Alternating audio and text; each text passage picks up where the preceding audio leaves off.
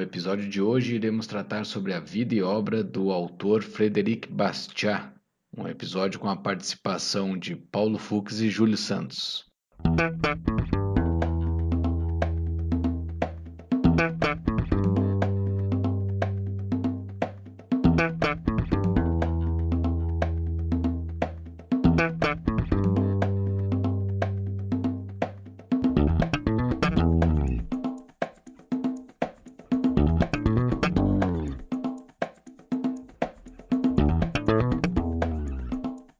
Este é o Tapa da Mão Invisível, podcast destinado àqueles que querem ouvir ideias que abalam sociedades e não são ditas na mídia tradicional. Boa noite, Paulo Fux. Boa noite, doutor Júlio. Tudo bem? Como é que tá o senhor? Tudo certo, tudo beleza. Hoje vamos falar do ídolo das ideias liberais, um cara que é um exemplo, um marco histórico para as ideias da liberdade, da defesa dessas ideias. Falar de Frédéric Bastiat e de suas obras, principalmente, né? Falar mais do que dele, falar de suas obras, o que ele deixou de legado aí para nós. Um dos poucos bons franceses, né, Júlio? Não sei se tem mais opinião que eu. Boa. Não, e o interessante dessa nossa pauta de hoje, porque a pauta inicial era para ser sobre um livro do Bastiat, né? Mas como nós temos essa dicotomia entre eu e tu, a gente não consegue entrar em certos consensos. Eu sou fã da lei e tu é fã do o que se vê e o que não se vê, então tá. Então como é que a gente vai resolver isso? Vamos falar sobre o autor dessas duas obras sensacionais. Mas tu sabia que tem mais material dele por vir? Sabia disso? Por vir? Aham. Centro Espírita? O homem não para, Allan Kardec. Não, cara, o que aconteceu foi que descobriram uns textos dele a mais, que é aparentemente bastante conteúdo, e estão editando para transformar num livro.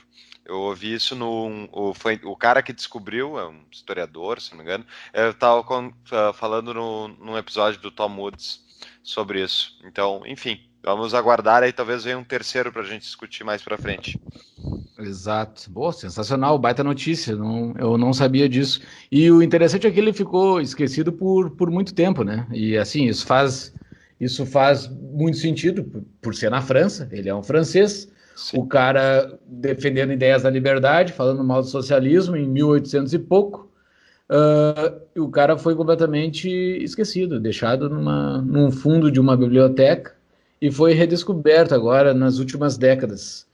Graças a Deus, ainda bem que isso aconteceu.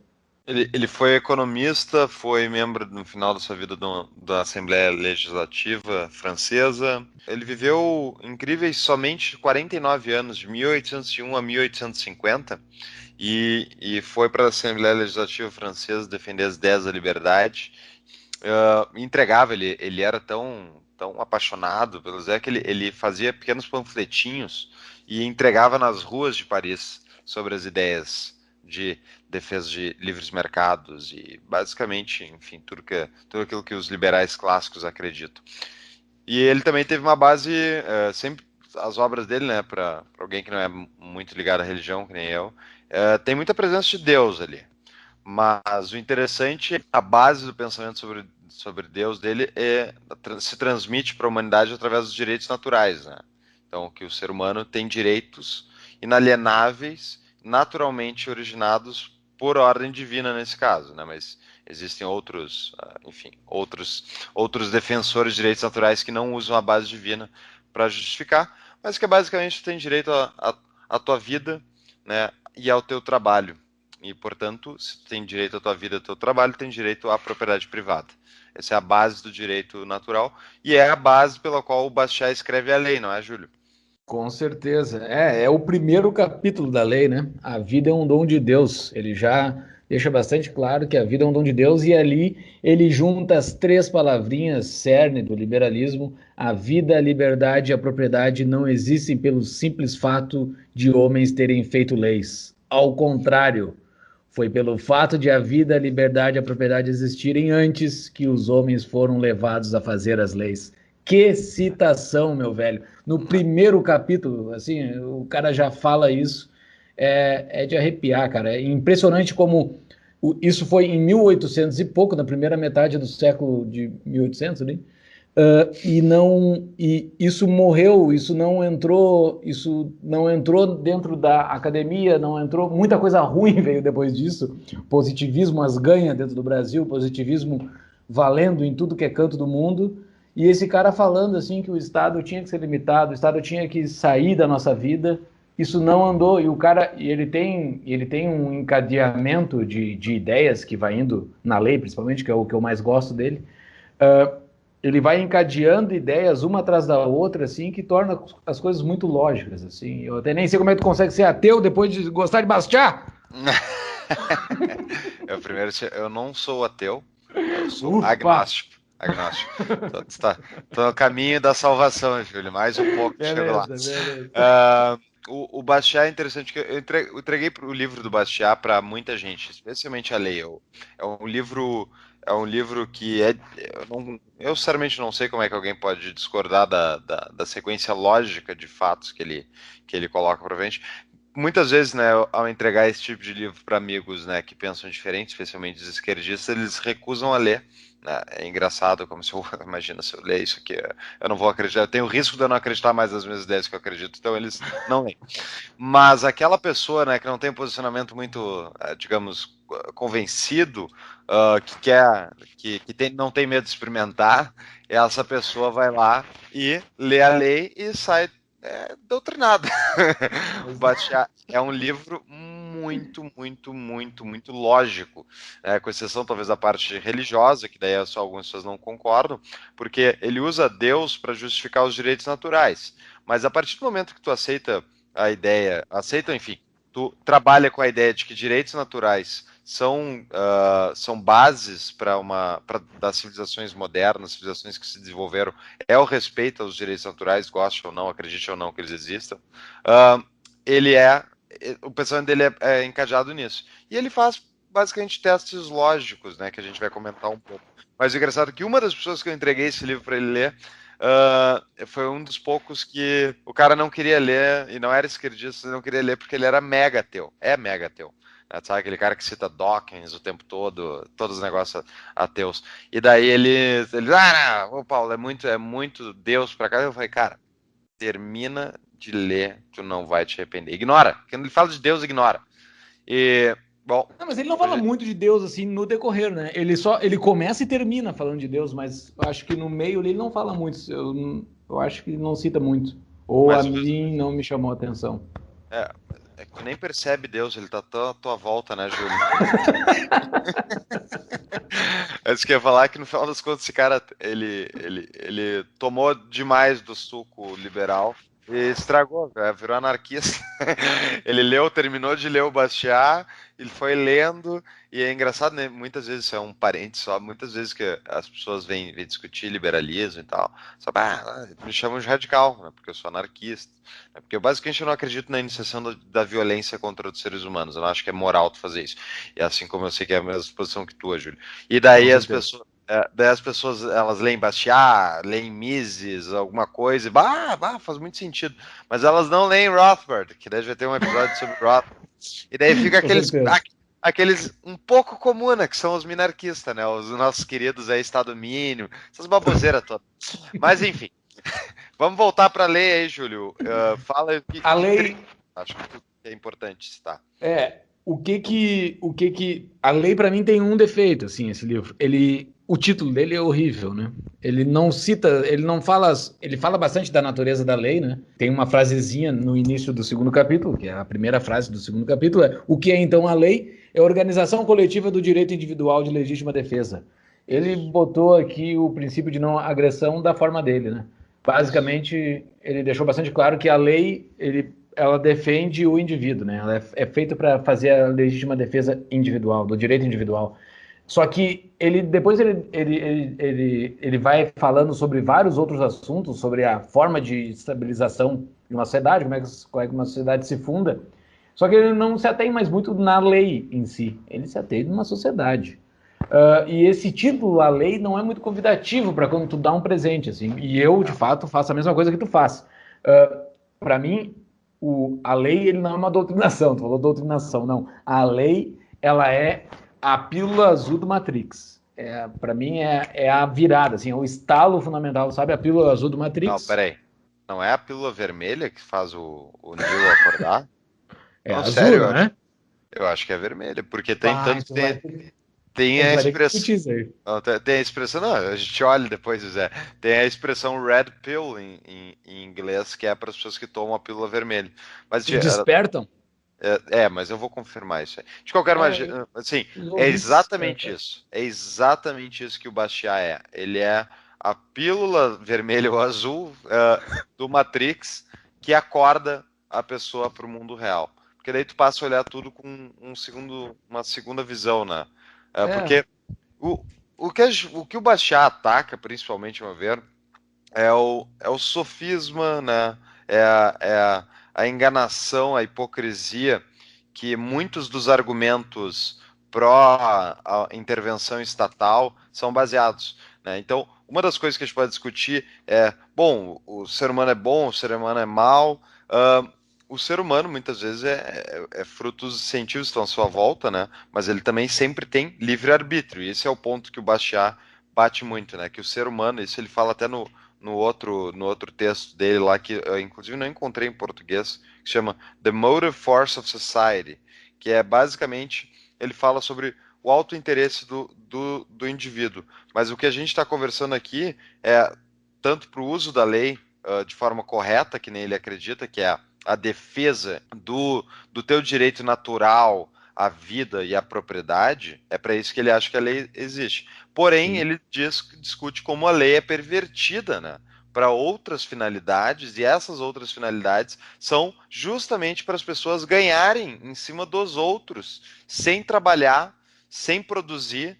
Por quê? Porque todo ser humano tem uma escolha. Ou tu pode sentar a bunda e trabalhar, ou tu pode roubar o teu vizinho. E a questão é que se os incentivos à tua volta, os incentivos legais, transformam tu roubar o teu vizinho em uma atividade mais fácil do que tu sentar a bunda e trabalhar, muita gente vai tomar a decisão de roubar o vizinho em vez de produzir por conta própria. Isso é a perversão da lei, de acordo com ele, não é, Júlio? Com certeza, e uma coisa que ele deixa bastante claro, assim, que tu já falou, e eu vou falar um pouco em outras palavras, é que a lei em si, ela é a expoliação. Eu fico pensando na vida desse cara, meu. Tu tá em 1800 e pico lá, tu tá Uhum. dentro da Assembleia Legislativa, não sei como é que chama, mas a Assembleia É de a Deputados nacional, a da nacional França, deles. Assembleia Uhum. Nacional da França, e tu tá falando que a lei, ela naturalmente ela expolia, e tu tá publicando isso em jornais, ela é expoliadora, ela é perversa por natureza. Ela não tá ali para ajudar as pessoas, ela tá ali para expoliar. É uma expoliação que tu aceita. Tu aceita aquela expoliação. A sociedade está aceitando aquela expoliação. E, cara, é um negócio que é inimaginável. Eu fico pensando, no Brasil, isso, tu falar sobre isso, há 15 anos atrás é inimaginável. Eu fico pensando no cara falar isso na França há um século e meio atrás. Foi uma França logo depois da Revolução Francesa, né? Que foi. Bom, todo mundo aqui lembra as aulinhas de história, como é que terminou a Revolução Francesa, né? Os, Exatamente. os que guilhotinavam foram guilhotinados, né? Então, foi enfim, uma ira coletiva, mas o Bastiat, ele era realmente uma pessoa à frente do seu tempo, e inclusive pelas ideias que ele defende, eu posso dizer, eu acredito que ele é à frente do nosso tempo também, né? Tanto no Provavelmente. Arley, como depois no nosso outro querido livro dele aqui, que é o livro do que se vê e que não se vê, que são os contos de Bastiat, que, ao meu ver, é a refutação do keynesianismo antes do keynesianismo ser criado. E, Sensacional essa frase. mas o Bastiat, então, voltando à lei, então ele fala sobre essa questão né, tu pode produzir ou tu pode roubar, né, tu pode espolhar, e o que as pessoas não entendem, né, é a distinção entre por que se é errado eu ir aí te roubar, Júlio, pegar tuas coisas e, enfim, te tirar coisas sem a gente ter acordado isso. Isso é errado, inclusive de acordo com a lei, mesmo a brasileira. Por que que é legal, por que que é possível de eu votar em alguém e essa pessoa, junto com mais 51% da população, decidir fazer isso contra outros? Por que daí passa a ser moral tu roubar coletivamente a propriedade alheia? É justamente a deturpação da lei, né, Júlio? Que é o fato deles, basicamente, das pessoas usarem o Estado para roubar outras pessoas, né, para passar leis que favorecem grupos de interesse, que favorecem pessoas específicas, né, que vai sair da conta alheia, da conta de todo mundo, conta que todo mundo está pagando. E daí ele tem a frase célebre do Bastiat, né, que o Estado é a grande ficção através da qual todos tentam viver às custas de todos. E é exatamente isso que é o Brasil. O Brasil é, historicamente, um país onde o Estado foi basicamente dominado por elites corruptas, por grandes grupos empresariais, grandes grupos de sindicalistas. Né? Então, todo mundo tentou ir lá pegar um pouquinho da teta para si, às custas da gente. Tá? E deu no que Mas deu. e tá um pegando e tá um jurando que tá se dando bem, mas tá sugando do outro, tá? Fica um círculo eterno que tá cada um tentando buscar do outro. E dentro do livro da lei, ele fala que a perversão da lei causa conflito, né? É um dos títulos. E nesse ponto, ele no parágrafo anterior, ele citava a escola russoniana, o cara já estava batendo no Rousseau, né? Isso é sensacional. Ele estava batendo no Rousseau e ele cita como a lei dentro dos Estados Unidos era limitada. Ele faz esse comparativo, claro, na época dele também teve o Tocqueville, que fez esse Isso. comparativo. Democracia na América. Exato, que foi sensacional a obra do Tocqueville. A gente pode até fazer um episódio sobre essa obra futuramente. Uhum.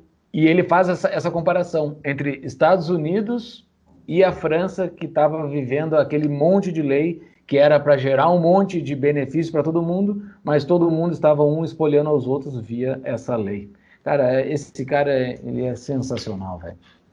E é justamente ele fala que se tu passa leis para favorecer certos grupos em detrimento de outros, tu vai criar um incentivo para que todos façam isso. E daí tu tem o problema justamente Com certeza. do que fica essa guerra civil não declarada, onde está todo mundo tentando pegar um pouquinho do bolo que foi parar no Estado, né? De forma coercitiva, diga-se de passagem, sempre bom lembrar.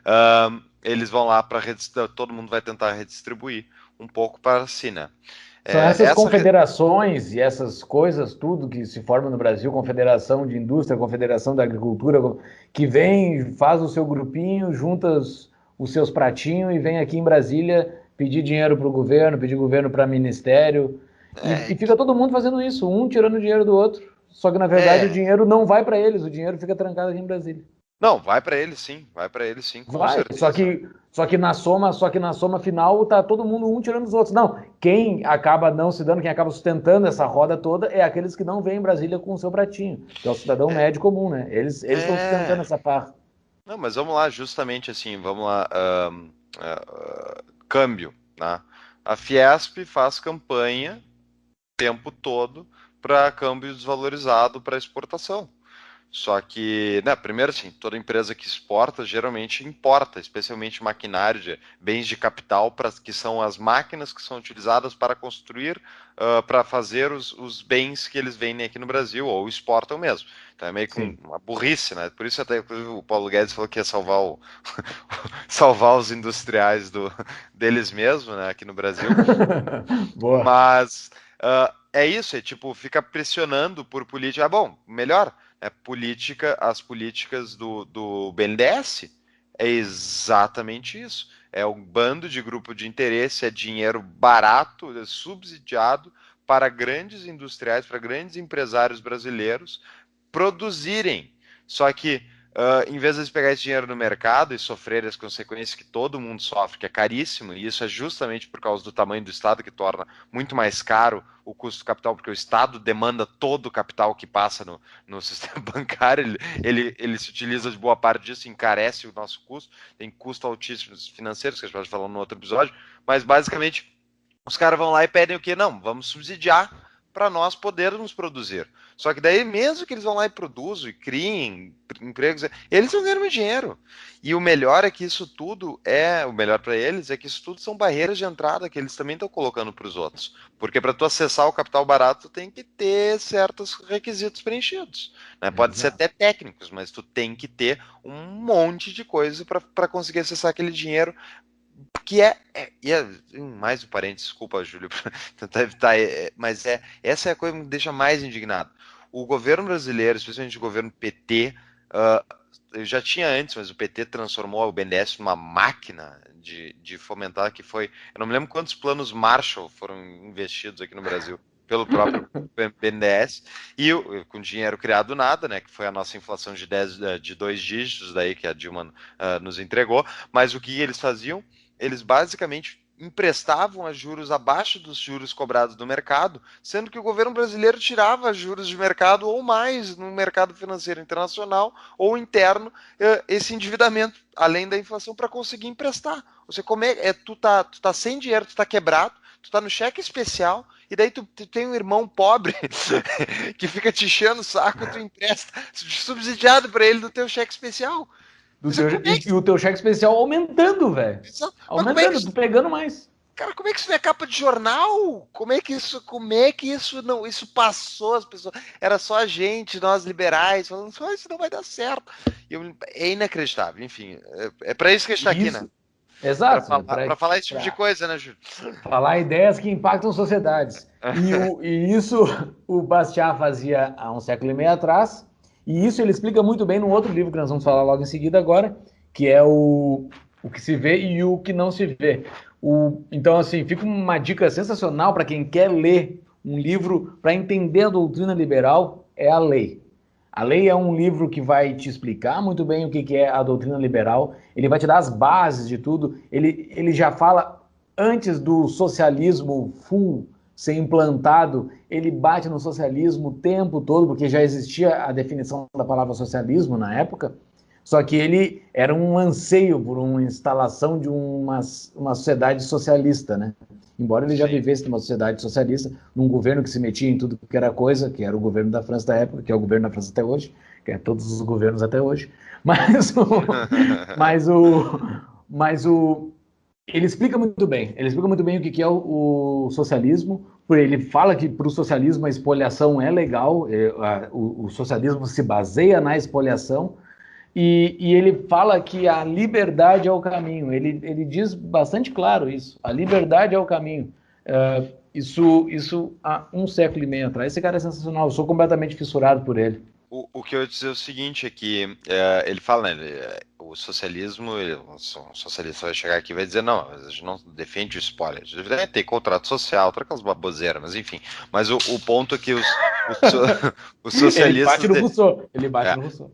Os socialistas acreditam os socialistas, intervencionistas, né, até os minarquistas, os que acreditam em Estado mínimo, eles acreditam em redistribuição de dinheiro, redistribuição de capital através do Estado. O Estado é uma ferramenta que redistribui internamente, seja para favorecer determinados grupos, seja para fornecer um serviço, um produto, mas é basicamente isso. Agora, uma das coisas que o Bastiat fala na lei aí, quem são os anjos que estão no governo fazendo essa redistribuição?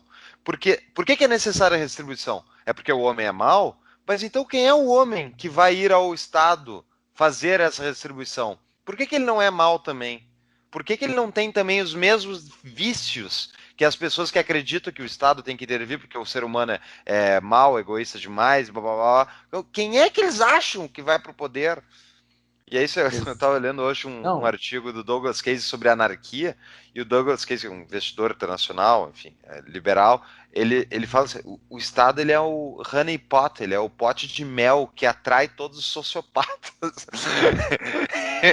Porque é lá que tu não vai ganhar em cima do teu mérito, em cima da tua criatividade, ou mesmo do teu trabalho. Tu vai ganhar em cima das tuas conexões políticas, em cima de quem tu pisar em cima, e em cima de quem tu conseguir usar o quê? A lei para favorecer e punir. É isso que serve o Estado.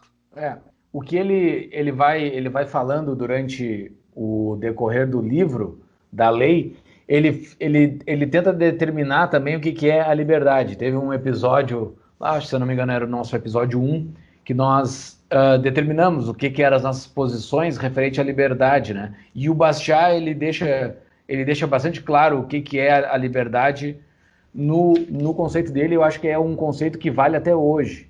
A liberdade de consciência, a liberdade de ensino, de associação, de franco exercício. Ele cita um rol de liberdades que o ser humano pode se associar.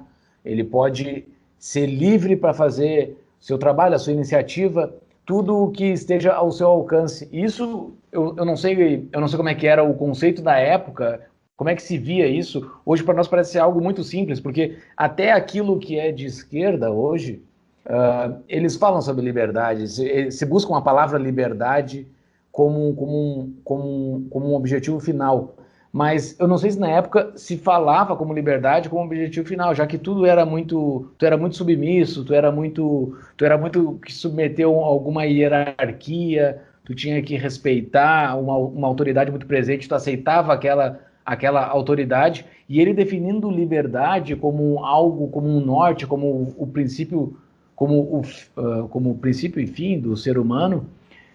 Isso é sensacional, e ele explica de um jeito bastante sucinto, assim, bastante simplório. Outra coisa, falando sobre a liberdade, e outra coisa que é um valor muito grande desse livro, é a simplicidade que ele consegue explicar os termos. Eu não consigo explicar a liberdade de uma forma muito simples. Eu não vou ler o que está escrito no livro, eu aconselho que todos leiam, mas ele consegue explicar todas as teorias bastante complexas de uma forma muito simples. Por isso que ele é a pílula azul ou a pílula vermelha. Esse livro ele explica as coisas complexas de forma simples. Ele fala sobre a caridade, que é uma coisa que muita gente diz que tu acabou de falar, que é uma função do Estado, né? Fazer redistribuição de riqueza, como caridade. Ele explica o que é a caridade nesse livro, a filantropia. Cara, é sensacional, sensacional. Vou ficar falando essa palavra até o fim desse podcast. É sensacional. Tu falou uma coisa aí que também no meio disso que eu queria até pontuar, né? Tu falou em livre associação. Tu sabe o que é uma boa ferramenta de livre associação, Júlio? A CapTable. A CapTable, o nosso patrocinador. Rapidamente, nosso grande patrocinador, a CapTable.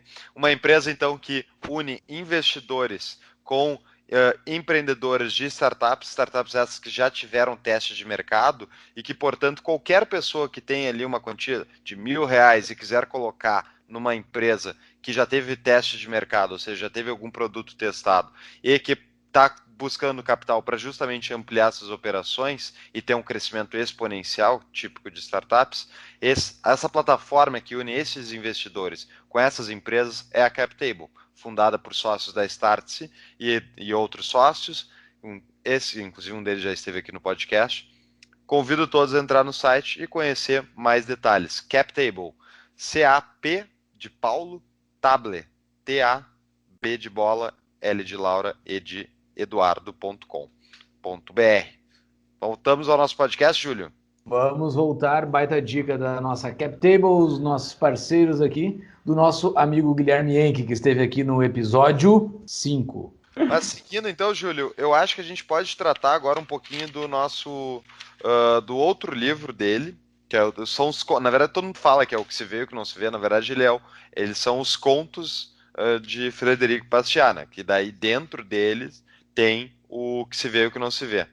Que é básica, eu acho que eu adoro a lei, eu não sou contra, enfim, não é que eu não tenho autoestima, mas o que se vê e o que não se vê, eu tendo saído de uma faculdade de economia, onde eu saí graduado em keynesianismo, né, e a contragosto, que para quem não sabe keynesianismo, né, pô, eu saio presumindo, as pessoas sabem, talvez tenha gente que não sabe. Keynesianismo é uma escola de pensamento econômico na economia, né, que foi fundada por Lord Maynard Keynes, né, um inglês, todo cheio da pompa, que escreveu um livro defendendo, basicamente, esse eu acho que esse cara foi mais vilão do que Marx, ao meu ver, nas ideias que ele defendeu, que era o quê? Ele deu toda a argumentação técnica sofista, mais técnica, para os políticos intervirem na economia, para os políticos terem uma justificativa de por que eles podem pegar dinheiro do fulano e dar para ciclano, porque isso vai movimentar a economia, por que eles podem imprimir moeda sem ter lastro, por que eles podem, enfim, fazer intervenções fiscais, botar gasto de obra, coisa do tipo, para incentivar a economia, sendo que tudo isso depois vira só basicamente mais um clubinho fechado aí para os políticos e os seus comparsas ganharem dinheiro em cima da população, né? Porque daí o que o Estado faz? Ele usa a lei para prevenir a entrada de concorrentes e favorecer os seus conchavos, e assim todo mundo ganha, menos nós, os otários, que não estamos bem conectados, né? Então, e no mainstream, quem olha de fora e não entende de economia, não entende de política, keynesianismo parece capitalismo. Então, assim, eles dizem que keynesianismo é o capitalismo. E no momento que chega uma crise causada pelo keynesianismo, quem gerou aquela crise? O capitalismo. Daí o mainstream cai direitinho, assim. O próprio erro das teorias de Keynes é perfeito para encaixar no mainstream, dizendo que a culpa daquilo é do capitalismo, é do ganância, é da ganância. Aí que tem uma discordância, tá? Acho que inclusive a gente tem que fundar um novo termo, cara, porque capitalismo primeiro foi criado por Marx, esse termo. Segundo, ele tecnicamente não é muito apropriado. E terceiro, né, cara, as pessoas todas acham que a gente vive no capitalismo. E a gente não vive. O Brasil, inclusive, no último relatório da Heritage Foundation, que mede a liberdade econômica ao redor do planeta, está no último quartil. Socialista. O Brasil é um país socialista. As pessoas não sabem disso. Ah, mas como assim socialista? Eu posso comprar iPhone? Sim, tu pode. Se tu pagar 100% de taxa de importação, tu pode abrir um negócio? Claro que tu pode abrir um negócio. Se passar 3 meses dando justificativa na junta comercial, tu quer contratar um funcionário? Toma CLT então, contrata um contador para pagar os teus impostos, vai fazer tudo de acordo com o que o Estado manda. O Estado regula tudo. Quer comprar, quer vender, quer contratar, quer demitir, quer abrir empresa, quer fechar. Isso é o mais puro intervencionismo, que daí tem sim mescla de socialismo, que é dentro da redistribuição que basicamente muita gente quer, né? Mas o Brasil é um país socialista, onde não se deixa, inclusive, entrar livre concorrência. É tudo fechado. Quantos mercados brasileiros são fechados à concorrência? Bom, um deles é o mercado bancário, que a gente já tratou aqui, extremamente regulado. E tem gente que gosta da regulação. Geralmente quem está dentro gosta, né? Porque daí tu impede a entrada de novos. E daí tem uma discussão boa sobre isso que a gente pode fazer num outro episódio. Mas isso o Bastiat cita no que se vê e o que não se vê, dos empresários locais fazerem restrições para a entrada de empresários, de outros empresários, não necessariamente os estrangeiros. O geral, o empecilho para entrar outros empresários dentro do teu segmento. É sensacional. Muita gente acha que o empresário gosta de livre mercado, mas a verdade é que isso também, o Bastiat citou na lei, o empresário não gosta de livre mercado. Ninguém gosta de livre mercado fora o consumidor. Tu gosta quando tu vai comprar, tu gosta de bens baratos. Agora, na hora que tu tá ofertando, tu tá vendendo, ter concorrente é uma merda. É uma merda. Porque ele te força a ser mais competitivo, a ser mais capaz, a ser mais qualificado, a ter um preço melhor, a bater o concorrente, né? A ganhar numa disputa livre. É difícil. Tu isso exige o quê? Que tu levante a bunda e vai trabalhar. Que tu tenha ideias melhores, que seja mais competente. E é justamente essa vontade gigante de ficar sentado sem fazer porcaria nenhuma, sem produzir e poder ganhar dinheiro, que é o sonho de todo ser humano que não tem um valor ético básico de gostar de, basicamente, de ser útil para si mesmo e para os outros, né? E é isso que é a base, então, do keynesianismo, esse intervencionismo. Foi uma explicação sensacional do que é o keynesianismo. Mas é interessante que isso seja explicado, isso tem que ficar bastante claro o que é. Deixa eu fazer uma coisa, não é do keynesianismo, eu acho que é do marxismo. Do keynesianismo é um pouco diferente. O do keynesianismo é o quê? O Keynes gostava de ter os amiguinhos políticos, ele gostava de dar conferência, ele gostava de ficar à volta do poder. O poder é inebriante, né? Ele é uma coisa que atrai muita gente. Porque ao ter poder, mesmo que tu seja o melhor das pessoas mais bem intencionadas, tu vai ganhar escala sobre aquilo que tu fizer, ainda mais quando tu está tratando do Estado que detém o monopólio da segurança e da justiça. Ou seja, aquilo que o Estado diz vale. Ou seja, tu consegue entrar no Estado e aplicar isso contra os outros, inclusive eu vou fazer eles serem melhores, porque eu sei, eu sou o predestinado. E já no modelo liberal é o que? Não, eu não sei, por isso que o Estado não tem que ter esse poder. Cada um decide da sua vida e faz com ela o que ela quiser. Bom, voltando então ao keynesianismo e ao que se vê e o que não se vê, o que eu acho interessante, Júlia, é a gente falar da falácia a principal, né, que é o melhor argumento. Na verdade tem dois muito bons, mas um dos que eu mais gosto, que é a falácia da janela quebrada. Tu quer explicar ou eu Sensacional. explico? Então, eu explico e a gente explica junto, mas o que ele fala? Ele usa eu não sei como é que se fala o sobrenome ali do Jacques Bonhomme, como é que se fala em francês, mas seria o João da Silva. Ele pega um exemplo de um francês médio e que quebram a janela dele, né? E que ao se consertar essa janela, eu estou resumindo, bem resumido, Não, né? pera aí, mas tu tem que contar ela com toda a Ah, se tu quer firula. contar com todos os poréns, Não é principalmente a gente tem que dar, contextualizar para as pessoas, Júlio. Era uma molecada, tá jogando bola na rua, né, na frente da casa do... todo mundo, assim, é que todo mundo daqui que está nos ouvindo já um dia quebrou uma vidraça. Daí tu É quer verdade. dizer que todo mundo um dia já estimulou a economia por quebrar aquela vidraça. Tu quer, Isso é quer isso que botar muita a gente culpa em acredita. todos os nossos ouvintes. Muita gente acredita nisso, né, Júlio? Então a molecada tá jogando bola na rua, um dá aquele chute e lança a bola pro lugar errado, onde é que ela vai parar? Ela quebra a vidraça ele usa o exemplo do cara que faz ternos, né? Mas vamos lá, Exato. do padeiro, tá? Pra facilitar.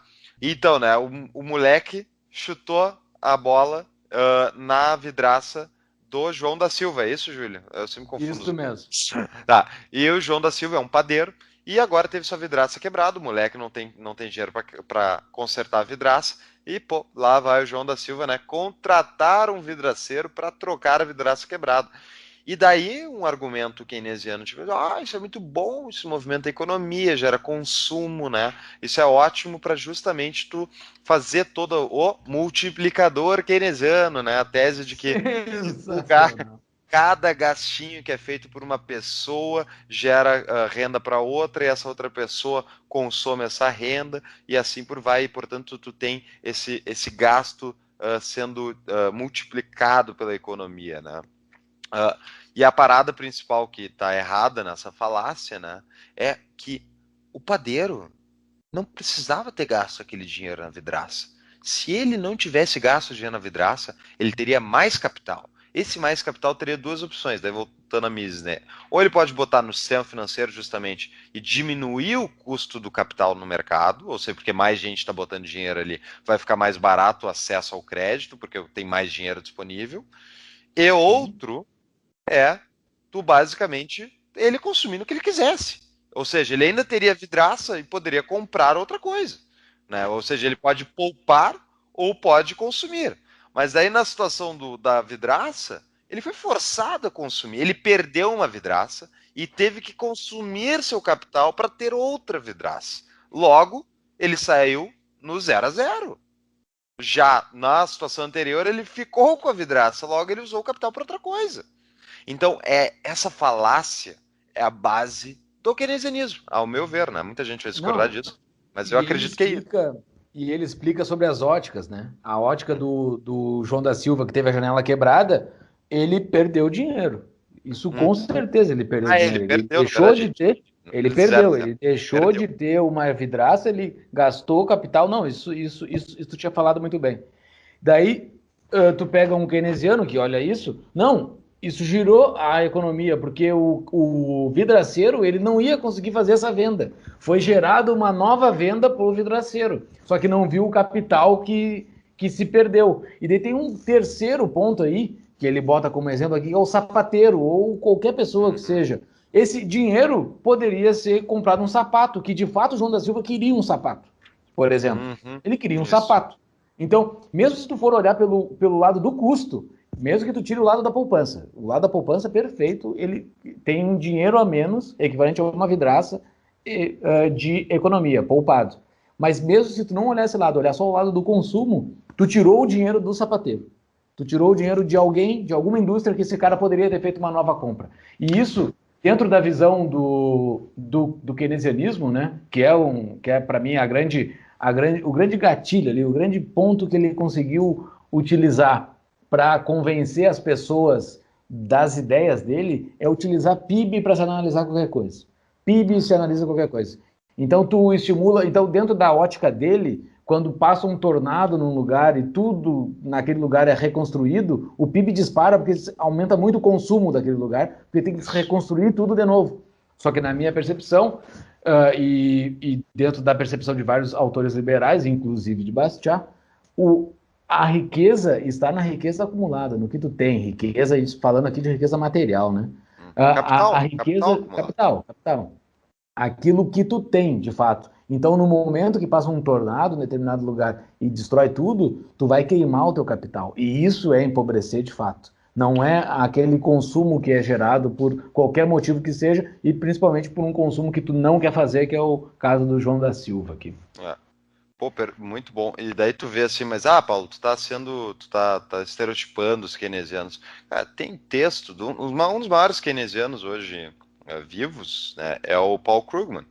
E o Paul Krugman, por exemplo, ele tem várias frases célebres, horrorosas, né, porque ele é colunista do New York Times, mas uma delas, por exemplo, é em 2003, se não me engano, 2002, quando a economia estava se recuperando de uma outra cacaca feita pelo Banco Central americano, que estourou em 2001, ele diz que o governo americano tinha que incentivar o setor hipotecário americano para gerar uma demanda e bababá. Bom, seguiram a risca lá, inflaram aquele negócio com dinheiro estatal e deu em 2008 a quebradeira geral, né? Então, outra que o Paul Krugman defendeu já é um teste teórico de que se houvesse, né, um ataque alienígena à Terra, e houvesse, portanto, a destruição de coisas, pelo menos depois a economia se movimentaria, entendeu? Porque as pessoas teriam que reconstruir, e isso é bom para a cabeça de um keynesiano. E para matar, essa não é só dele, tem vários keynesianos que defendem que a Segunda Guerra Mundial foi um horror, mas ela foi boa num certo aspecto, que ela permitiu justamente que a economia andasse depois da Segunda Guerra por causa da reconstrução, por causa do plano Marshall, todo aquele dinheiro, aquele negócio movimentando, foi muito bom, né? E quando... Cara, isso é terrível, isso é demoníaco, falar um negócio desse é do diabo, isso. Exatamente. Então, é por essas e outras que o Bastiat escrever é justamente essa da falácia da janela quebrada, é um baita de um artigo que tem ali dentro. E outra coisa que ele cita ali, que daí a gente pode falar rapidamente de protecionismo, né, Júlio? Que ele usa um exemplo muito bom, que é a petição dos fabricantes de vela. Então, o que é isso? Posso explicar ou tu quer explicar, Júlio? Vai lá, que eu vou te interrompendo no meio do caminho. Petição dos fabricantes de vela é o quê? Os fabricantes de vela, né, lembrando que isso é 1830, 1840, os fabricantes de vela franceses, né, isso numa história estapafúrdia e patética, como dizia um ex-professor meu, né, eles vão lá e pedem ao governo francês uma petição assinalando que eles estão sofrendo competição desleal e, portanto, destrutiva contra eles. E essa competição desleal é do Sol, que fornece luz de graça o dia todo, né, de forma gratuita, preço zero para todas as pessoas, e, portanto, essas pessoas não estão consumindo velas que nós poderiam por causa dessa competição desleal. Então, se o governo francês quer movimentar a economia, quer gerar riqueza, ele tem que mandar tapar todas as janelas para que daí as pessoas fiquem forçadas a comprar velas para usar durante o dia, e isso vai ser muito bom porque vai movimentar a economia, vai gerar riqueza, que é obviamente uma balela completa, né? O fato de eu tava gostando dessa ideia aí, cara. Pô, tem muito industrial que acredita nessas baboseiras, né? Para eles é muito bom, né? eles ficam ricos com isso, porque se está forçando todo mundo a comprar o teu produto, é óbvio que para ti é muito bom. Agora, o que isso vai gerar? Vai gerar justamente a destruição de capital. Se a gente conseguisse consumir tudo a preço zero, a gente sobraria dinheiro para consumir outras coisas, ou para investir em outros em projetos de longo prazo e tal. Então, quanto menor o nosso custo como ser humano, mais acumulação de capital, mais dinheiro tu pode deixar, inclusive, para teus filhos, uma escola melhor tu pode botar os teus netos, o que tu quiser fazer com o teu dinheiro. Agora, ao forçar as pessoas a pagar um preço por um produto de forma mais cara só porque esse preço veio a um custo, então, zero ou abaixo daquilo que os industriais locais estão dispostos a competir, estão capazes de competir, e daí que o Bashar troca, né? Então, tira o sol, troca por um produto vindo de fora a preço abaixo do preço competitivo aqui dos fabricantes locais. Ah, mas e daí vai morrer a indústria local, vai ficar sem dinheiro, vai quebrar e blá blá blá. Sim, mas em compensação, pode até acontecer isso, mas em compensação, todos os consumidores estarão se beneficiando de custos mais baixos, o que permite que esse dinheiro vai para outro lugar. Então tu enxerga o quê? É que nesse o exemplo final dele, né? A ponte. O governo vai lá e constrói uma ponte. As pessoas, que coisa boa, construir uma ponte, agora todo mundo pode cruzar a ponte, blá blá blá. Mas e o que não foi construído? E o que teria sido construído? O que teria sido feito com o dinheiro utilizado para a ponte? Se Essa é a tivesse pergunta. na mão de todos os pagadores de impostos que pagaram por aquela ponte, né? É. E esse livro dele, O que se vê e o que não se vê, só para contextualizar quem está nos ouvindo, o motivo desse título é porque ele vai botando exemplos no decorrer do livro, ele vai botando capítulos e ele sempre faz um contraponto entre o que se vê e o que não se vê. No exemplo inicial da vidraça quebrada, nós temos o que se vê, a vidraça que foi quebrada e o vidraceiro que ficou rico, ficou rico não, mas gerou uma nova venda, e todas as outras coisas que poderiam ser feitas com aquele dinheiro se não tivesse uma janela quebrada. Então ele vai fazendo vários contrapontos. Esse que o Paulo falou agora é o da ponte. Se vê uma ponte maravilhosa, nossa, temos uma ponte nova agora, mas não se vê o que esse dinheiro poderia ser feito. E isso está diluído na sociedade. Isso é que é um grande problema da política, né? É um outro ponto que a gente pode entrar num episódio futuro, que é os ganhos concentrados e os gastos difusos, né? Que é algo gerado pela política. Tu vê muito bem aquilo que a política faz. Um novo hospital, uma nova escola. Parabéns, que bonito. Mas tu não se vê o que poderia ter sido feito com tudo aquilo. Um novo hospital pode ter tirado o medicamento de muita gente. Na verdade, pode ter tirado, não, tirou um medicamento de muita gente. Então, todos esses contrapontos que ele faz no decorrer do livro são precisos, são atuais, e eu não sei se o Paulo falou uma coisa, que o Bastiat não é alguém do nosso tempo, né? Ele é alguém à frente do nosso tempo, provavelmente, porque ele não é encontrado aqui dentro da população comum hoje do Brasil. Ele é muito além do nosso tempo, e isso há um século e meio atrás. Ele é não só do Brasil, Júlio. Eu acho que, de modo geral, as pessoas não entendem esses conceitos que são simples, né? Porque elas não conhecem, a maior parte eu considero que não conhece.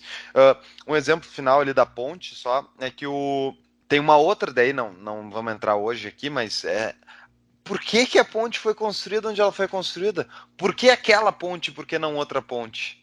Porque o político local quer usar aquela ponte, ou porque vai mais perto da casa dele, ou porque ali é cabo eleitoral dele, ou porque ali ele tem o amigo que vai construir a ponte e vai superfaturar a obra. É por isso que a ponte foi construída ali. Não foi porque é melhor para a sociedade ter uma ponte ali. Se a sociedade quer uma ponte ali, a sociedade que construa. A sociedade, eu digo, nós, entes privados, não o Estado. O Estado é outra coisa. Nós, sociedade privada, temos interesse numa ponte, construímos a ponte. Assim como no interior, por exemplo, de qualquer plantação aqui no Rio Grande do Sul, ou enfim, no Brasil, tem necessidade de regar, de aguar o plantio, a plantação, tu constrói uma barragem, tu faz um açude. Então, esse tipo de coisa é privado, não chega o governo lá e vai construir uma barragem pro cara. Talvez só onde eles têm conexões políticas que levem eles a fazer isso, né? Com Mas certeza. Então, isso é a teoria da escola pública, da escolha pública, desculpa, que é uma outra, enfim, outra vertente de pensamento muito interessante que a gente pode falar no episódio futuro. Mas eu acho que é isso, né, Júlia? A gente falou dos principais temas dele. Eu tinha um comentário final para falar, que é justamente que ele fala nesse motive force esse The Motive Force of Society, né? Ele fala que é um escárnio, aquelas pessoas, os teóricos socialistas, os teóricos políticos, economistas, que defendem a intervenção estatal, né? Que eles basicamente acreditam que eles sabem mais do que as pessoas que estão lá na ponta. Eles acreditam que eles podem moldar a sociedade. É só acertar a lei direitinho, né? Que tu vai moldar a sociedade do jeito que tu quer. Vai moldar um novo ser humano, né? Então, isso é um escárnio para o Bastiat, nesse artigo ele fala. Essas pessoas não querem sociedades naturais, onde a única coisa que a gente pode discutir é possível ou não iniciar violência contra a pessoa. Não é. Então beleza, então deixa as pessoas em paz, deixa as pessoas se organizarem, deixa as pessoas viverem suas vidas. Algumas delas vão fazer cacaca, faz parte. Em compensação, se tu botar um planejador central lá em cima, determinando isso, só tem uma certeza, vai dar cacaca geral. Vai Com certeza sofrer isso. Que é o exemplo de qualquer sociedade comunista, socialista, enfim. E isso é a base do pensamento do Bastiat. Eu acho que é isso, né, Júlio? Acho que a gente falou bem dele. Então tá, eu assim, esse final do nosso episódio não precisa de dica de livro, né? Porque já foi falado durante todo o episódio várias dicas de livro. Então, para ter uma ideia do liberalismo, entender o que é as ideias da liberdade, as ideias do livre mercado, que a gente fica falando o tempo todo aqui, é interessante entender, é interessante ler os livros de Bastiat, principalmente os que nós citamos aqui. A Lei, o que se lê, o que se vê e o que não se vê, que faz parte dos contos de Bastiat. E tu citou por último um artigo aí, né? Que é o The Motive Force of Society. Tá. Tu quer dar tua última despedida aí antes da gente encerrar? Sim, eu quero só dizer uma última coisa, que é esse episódio, a ideia, né? Inclusive a ideia do autor que a gente citasse, foi dado pelo meu pai, o Dr. Flávio Dani Fux, e ele que falou: Paulo, primeiro que tu é muito anarquista, ele reclama da dose de anarquismo nos episódios. O pai tem que fazer isso. Mas, segundo, eu dei pro meu pai, há muitos anos atrás, o Bastiat para ele ler, embora meu pai seja um liberal automático, assim, mas ele leu o Bastiat e ele adora Bastiat. Então, ele sugeriu, vamos falar um pouco dos básicos aí, porque tem muita gente que talvez não conheça. Então, é sempre bom frisar. E para mim foi uma experiência muito gratificante voltar a visitar Bastiat, porque fazia anos que eu não lia ele. É um cara realmente, como disse o Júlio várias vezes, sensacional. É isso, meu querido. Sensacional, cara. É isso, eu queria deixar por último uma frase que é o título do último capítulo da Lei: Deixe-nos agora experimentar a liberdade. Essa frase é o título do último capítulo. Ele só pede isso, ele não está impondo nada, ele não está obrigando nada, ele não está descendo o machado, ele só quer: deixe-nos agora experimentar a liberdade. Isso ele suplicava lá em 1800 e pouquinho. Para quem está nos ouvindo pela primeira vez, ou para quem quer espalhar o podcast Tapa da Mão Invisível, nós estamos em todas as redes sociais, as principais: Instagram, Facebook, Twitter. Nos sigam lá para saber quando tem novos episódios. Nos sigam também no Spotify, Tapa da Mão Invisível, e nos sigam também no SoundCloud, Tapa da Mão Invisível. Em qualquer celular, qualquer aplicativo é possível acessar os nossos podcasts. E também todos os nossos episódios estão em www.tapadamãoinvisível.com.br. Era isso, Dr. Fux. Muito obrigado por esse papo sobre o sensacional Bastiat. Eu que agradeço, Júlio. Um abração. Um forte abraço, cara.